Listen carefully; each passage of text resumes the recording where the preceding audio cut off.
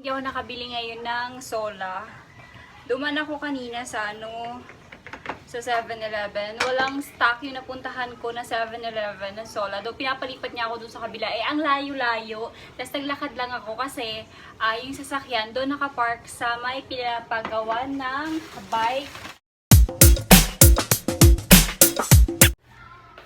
Ay, tapos na ako magluto. Tapos naglalaro sila ng basketball doon. Ako is magsa-separate ako ng mga labahan namin.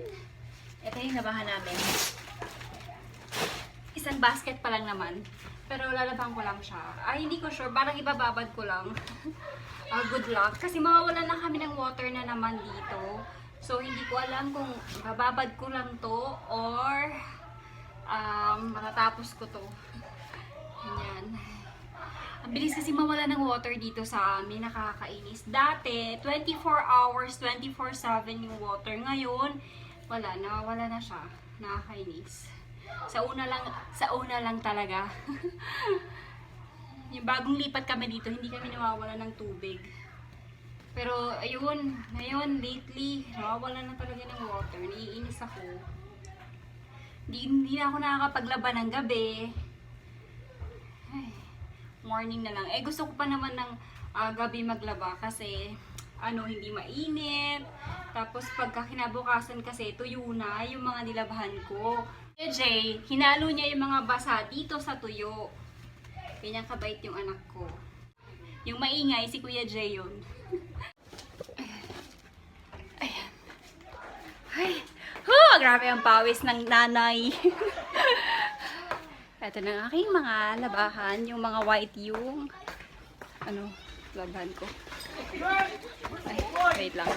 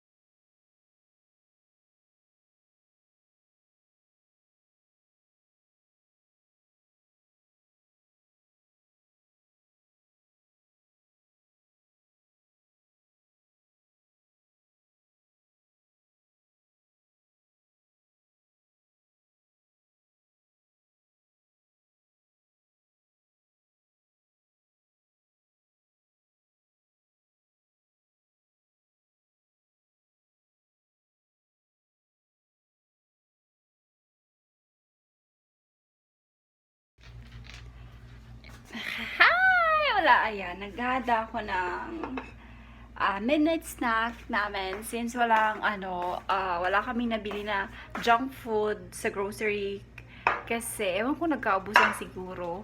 Ayan, nag-prepare na lang ako ng fruits para sa midnight snack namin.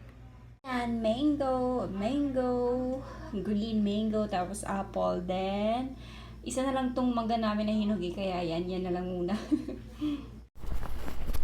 Hi everyone! So, magtitiklop ako. Ito, ang dami-dami. Tapos meron pa sa labas kasi nung nakaraan, nagligpit kami. And then, hindi ko pa rin natitiklop yung ibang cortina hanggang ngayon. Ito, mga old clothes to. Tapos, old na cortina na hindi na ginagamit. Hindi ko alam kung anong plano ko dito. Pero, yung mga damit na hindi na ginagamit, isa-separate ko na. Tapos, ipamimigay. Time check, by the way, it's 11:29 na ng gabi. Kita niyo ba? Ayan, 11:29 na ng gabi. Hindi ako makatulog. Nasanay na kasi ako na late na ako nakakatulog dahil sa K-drama. Natutulog na yung aking tutulog na si Papa. Tapos yung aking dalawang babies. So, since hindi ako makatulog, magtitiklop na lang din ako. At least ngayon, may sense yung pagpupuyatan ko. Good morning! Time check! It's 9:42 in the morning at hindi kami nakapag-walking. Hindi si Papa kasi late na din siya nakagising. Tapos, Lalo naman ako, kumusta naman ako no? Late na ako natulog kagabi. Kaninang umaga na nga ako natulog di ba? Nagsasaing na ako. Magluluto na lang ako ng hotdog, tapos ng favorite ni Papa na danggit. Nagsaing na din ako, tapos pinainit ko na yung sinigang na natira kagabi. Yun na lang muna yung breakfast namin ngayon.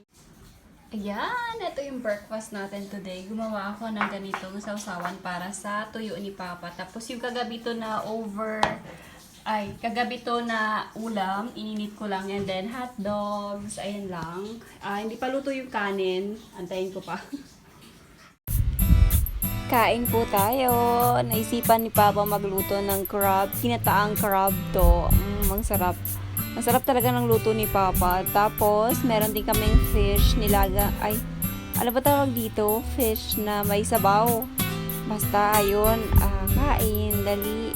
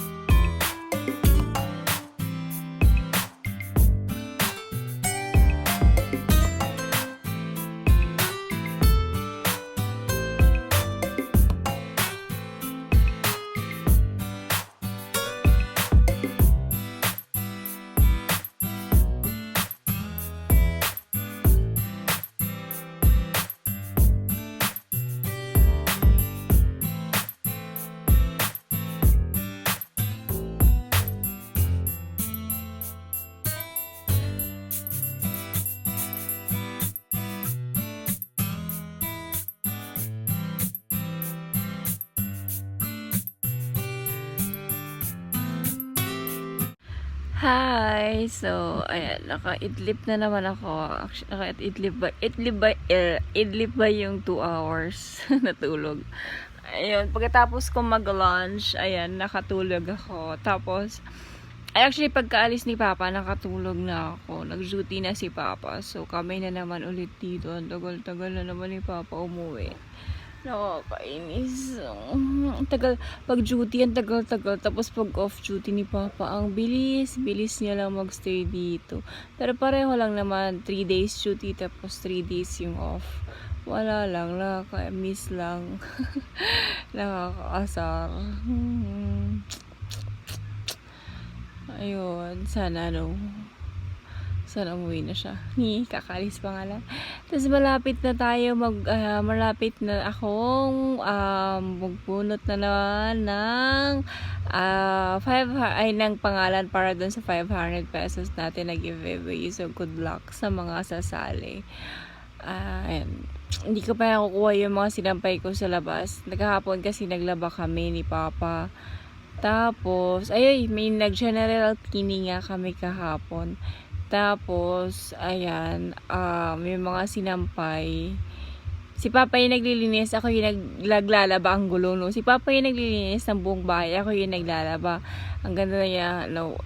Siksik niya talaga yung mga yung mga linisin. Tapos ako yung naubos niya yung labahan.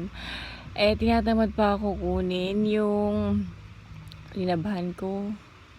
Nakakantok pa. Sakit ang mata ko. Nabitin yung tulog ko ata kasi tumawag si Papa. Andun na daw siya sa office. Tapos ayun. Tapos tumawag yung mga classmate ni Kuya Jay sa messenger. Akala ko si Papa. Dali-dali ako. Hindi pala. Ay, mga classmate niya lang pala. So, kukunin ko muna yung mga nilabahan ko. Tapos ititiklop. Ayan, para wala na masyadong tapos kakain na naman ako. Ay. Kanina, di ba, tatapos lang namin kumain. So, ako nagsaing ulit ako kasi naubusan ng kanin. Akala ko kasi baka kumain pa si Papa. Si Gabriel, ayun, kumain na naman. Tapos, habang nagluluto ako ng kanin, nagluluto din ako ng puto. Kasi gusto ni Papa ng puto. Ayun, pagkatapos, dalawang Tupperware yung puto na ginawa ko. Kay Papa, yung isa, tapos yung kay si Kuya dumating, inubos niya.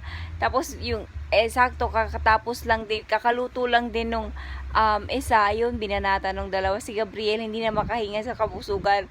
Pero kain lang siya, parang tema. Ngayon guys, kunin ko na lang una yung nilabahan ko.